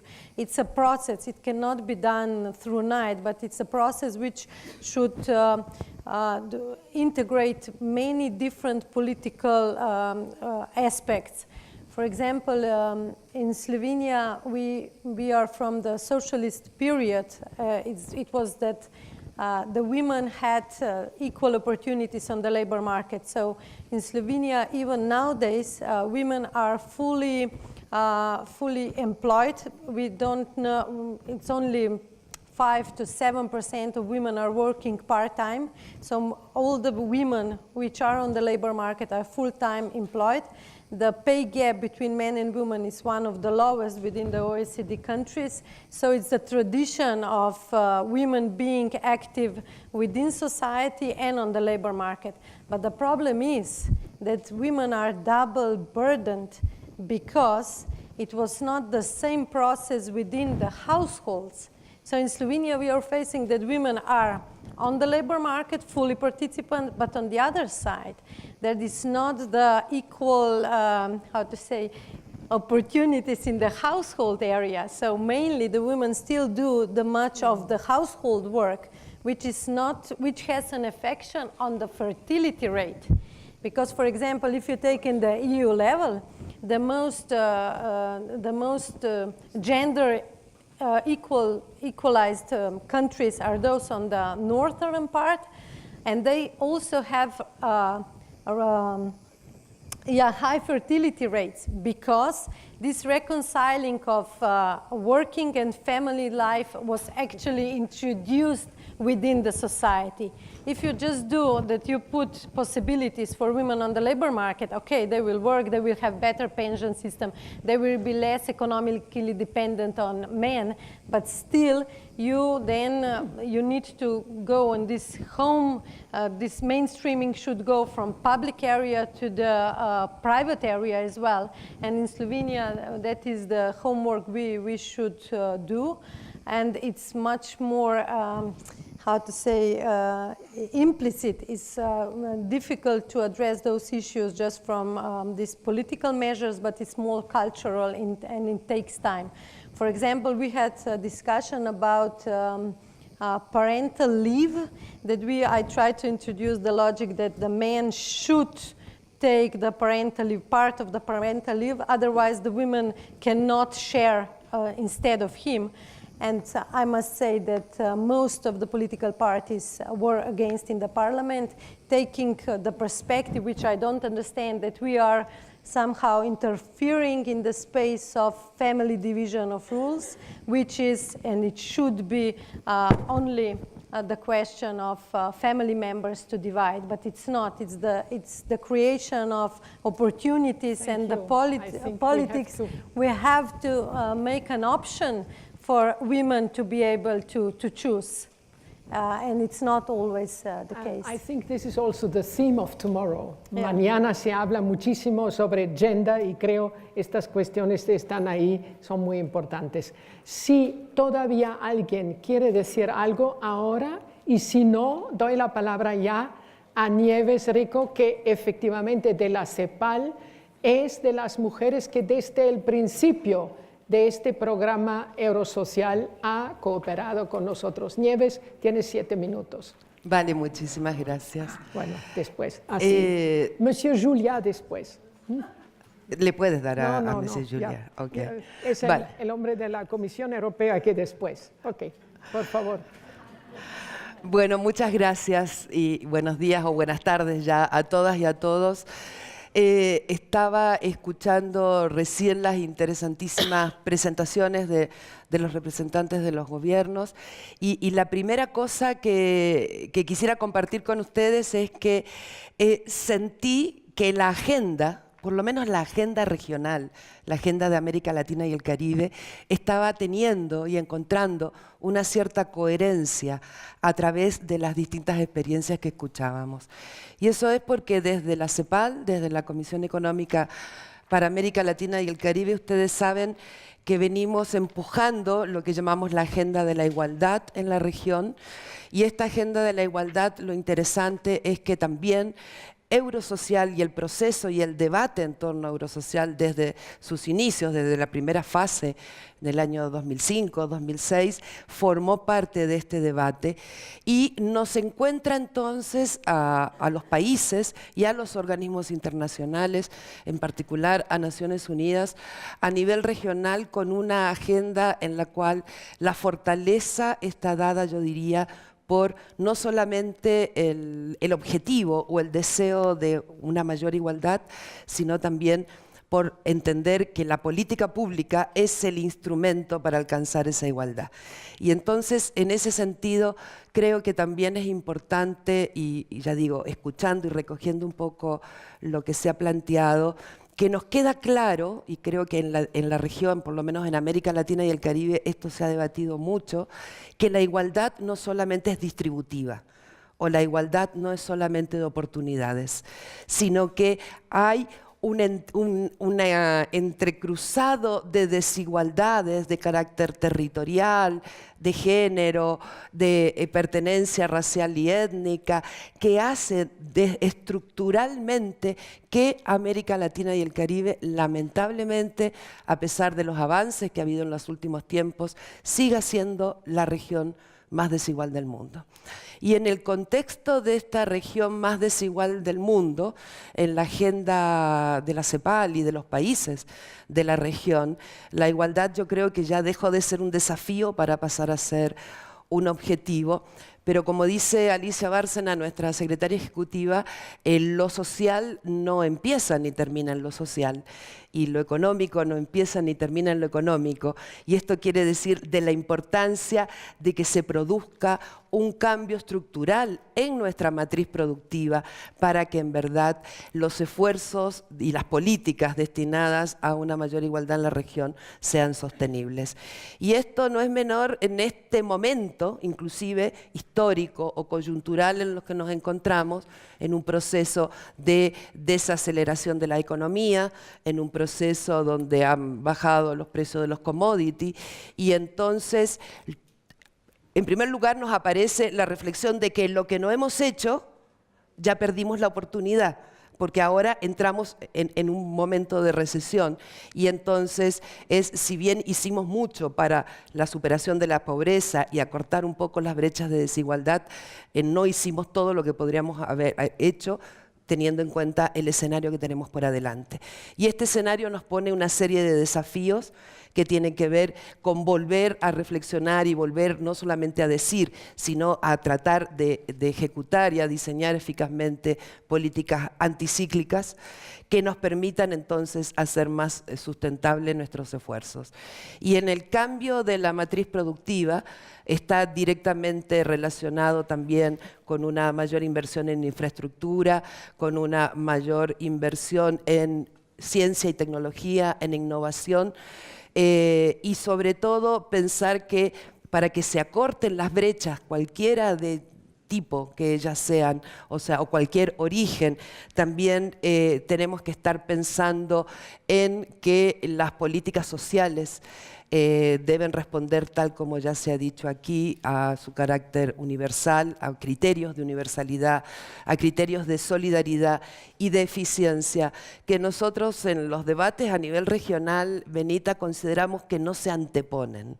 La pregunta esta de por dónde cortamos, vamos a empezar a cortar por lo social, creemos que no es así, y esto, o sea, no es así, puede ocurrir, por supuesto, pero no es necesariamente así. Y esto tiene que ver con algo que también desde la CEPAL hemos impulsado mucho y que hemos encontrado en los países de la región también un importante eco, que son los pactos. El diálogo intersectorial, el diálogo político, los pactos entre distintas entidades gubernamentales y no gubernamentales que nos permitan avanzar hacia un pacto fiscal, hacia un pacto social, que en definitiva sean los sustentos de ese pacto para la igualdad. No sé cómo voy con los minutos, pero me gustaría decir, eso sí, que en el nuevo escenario de la Agenda 2030, de la Agenda de los Objetivos de Desarrollo Sostenible, que es una agenda global, y esto la diferencia de lo que fue la Agenda de los Objetivos de Desarrollo del Milenio. ¿Y por qué digo que la diferencia? Porque no solamente vamos a ser los países en vías de desarrollo o con menor desarrollo económico, aquellos que tengamos metas por cumplir, sino que en este nuevo escenario todos los países, toda la humanidad nos hemos puesto metas. Y esto va a implicar, creo, un nuevo escenario también positivo y a lo mejor de mayor enriquecimiento y de mayores sinergias para una nueva fase de un Eurosocial 3. Gracias. Estupendo, señor Juliá. Es el jefe de Eurosocial, entonces naturalmente tiene la palabra. Quiero agradecer a todos los participantes para su interesante punto. Los temas que fueron discutidos, el tema del género, del tema de la fiscalidad, el tema de la calidad del empleo, de la transición entre la economía informal y la economía formal, estarán al corazón de la fase próxima, también con la a la justicia. El llamar a propuesta estará publicada la semana próxima. Esperamos de tener buenas respuestas para responder a sus necesidades. Gracias. Y ahora finalmente, Mario Pezzini, que es el director del Centro de Desarrollo de la OECD, que ha estado atento a todas las intervenciones para que nos ayude ahora a hacer el cierre de esta sesión y naturalmente aporte también su perspectiva, que es siempre muy amplia. Mira, Benita, muchísimas gracias, un placer de estar con vosotros. En el largo de la discusión intenté de tomar una posición que es un poquito la siguiente.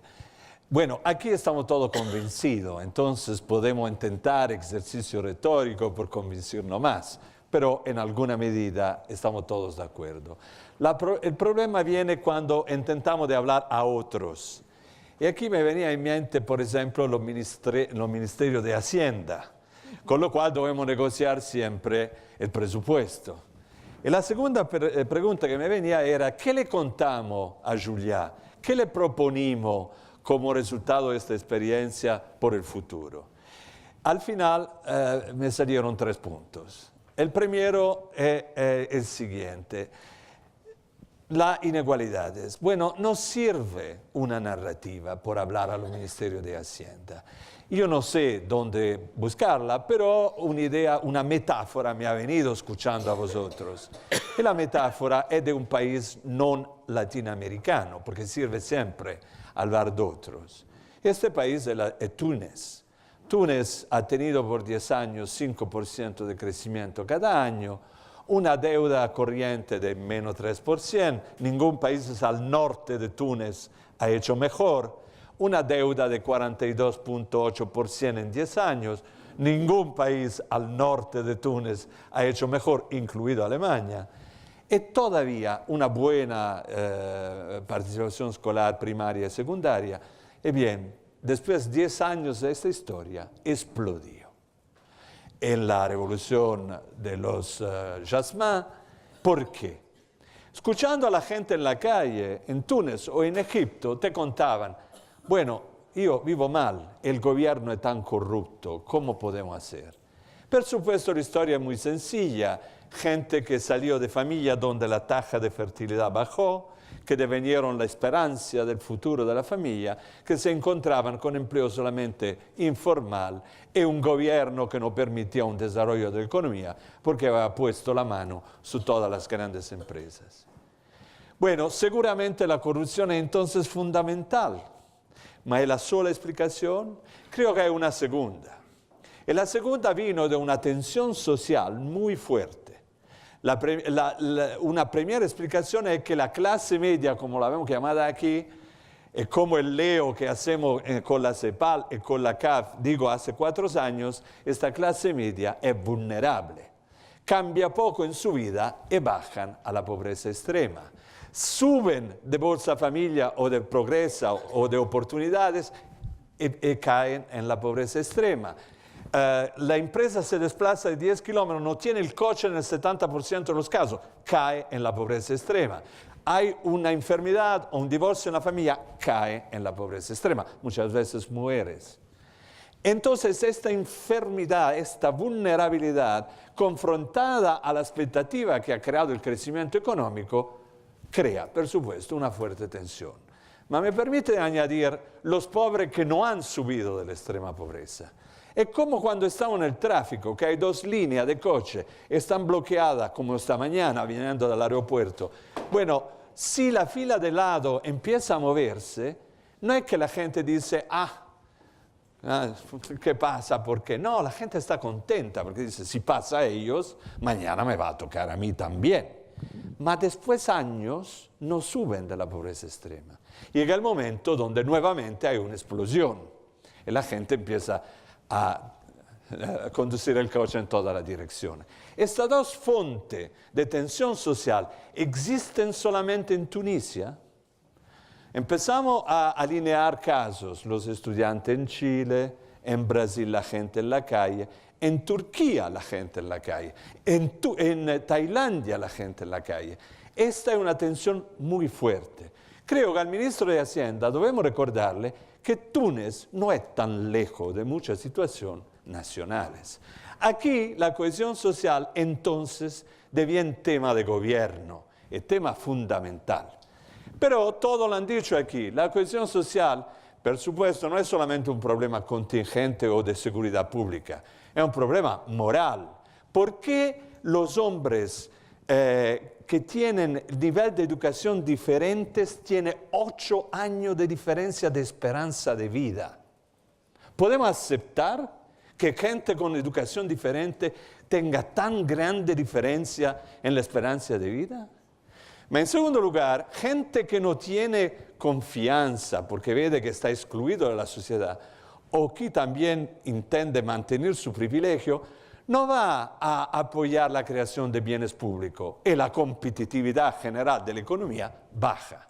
En tercer lugar, cuando las inegalidades son tan fuertes y ahora la gente ha ido a la escuela, la tensión incluida en el país por separación de parte del país deviene un tema muy fuerte. Es un tema también entonces de cohesión nacional, no solamente social.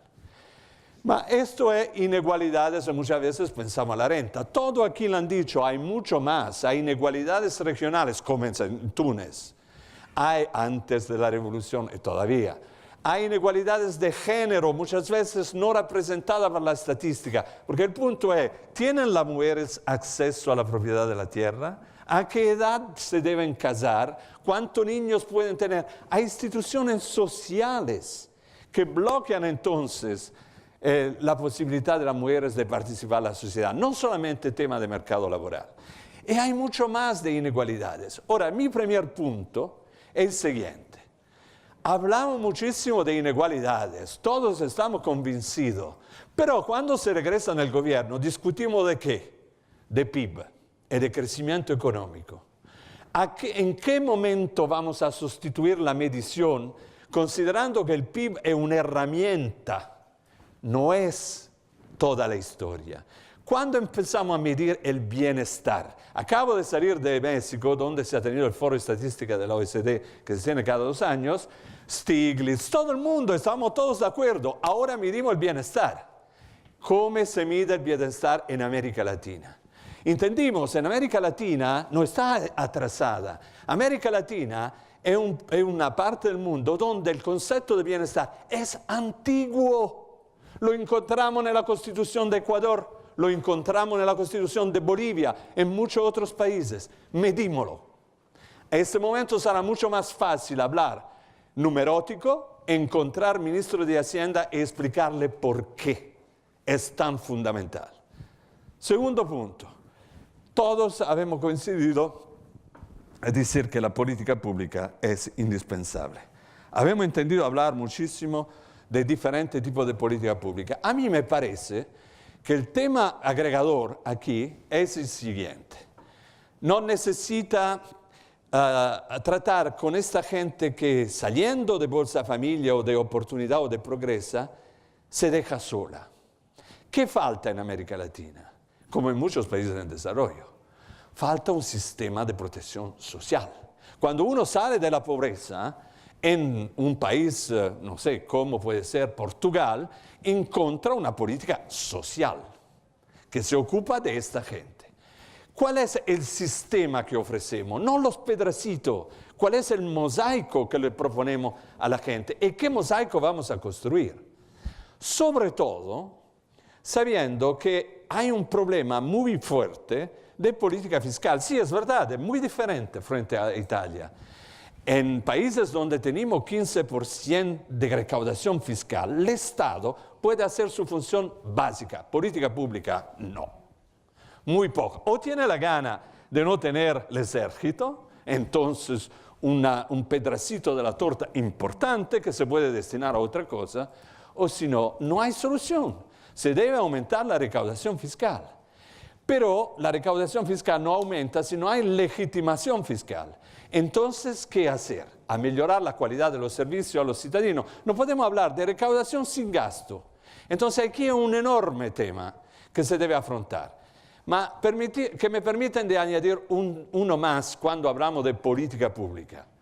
Hay una grande singularidad de América Latina, porque yo creo que es muy útil discutir con Eslovenia, con Dinamarca, con muchos países, porque discutiendo con la diferencia nos dan ideas. Pero ¿cuál es la singularidad en América Latina? Bien, es el informal. ¿Cómo tratamos la cuestión del informal? Esto no está en mucha política en Europa, no está en mucha política en el norte del Atlántico o en Australia. Esto está en América Latina, está en África, está en Asia del Sureste. Esto es un tema extraordinariamente fuerte que se debe considerar por la política pública. Por supuesto, coincido totalmente con los hermanos de la CEPAL que política social sin cambio estructural no es sustentable. Termino diciendo una tercera cosa. Bueno, este programa de Eurosocial es un programa de cooperación entre países. Tiene un grande mérito en mi sentido. El grande mérito es que hace diálogo de política, como habíamos observado toda esta mañana. Aprendemos los unos de los otros. ¿Es un tema crucial? Yo pienso que sí.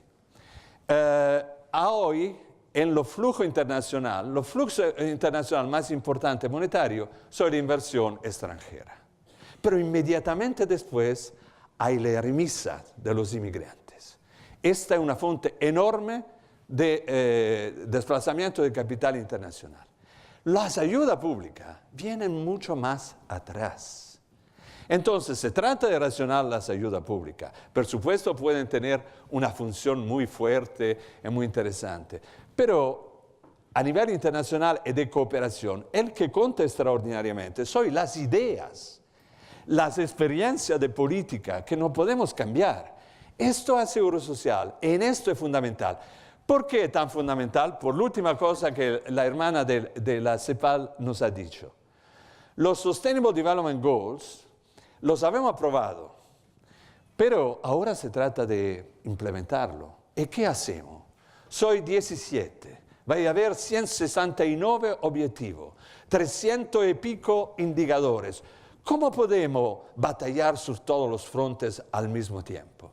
Entonces aquí nos necesita decidir una selección, ¿sobre la base de qué? De la característica propia nacional. No hay un modelo que se aplica a todos. ¿Y cómo se hace esta simplificación o planificación? Porque al final, ¿qué es la planificación? Seleccionar, decidir prioridades y un calendario por qué viene antes y qué viene después. Y bien, por hacer esta estrategia, yo la llamaría, necesita haber raíz fuerte en el país, porque no nos inventamos la luna, en el país. Pero debemos dialogar, debemos confrontar qué estamos haciendo. Creo que experiencias como Eurosocial pueden ofrecer una plataforma extraordinaria por hacer todo esto. Estos eran mis 3 puntos. Gracias. Muchísimas gracias. Gracias. Y a ustedes.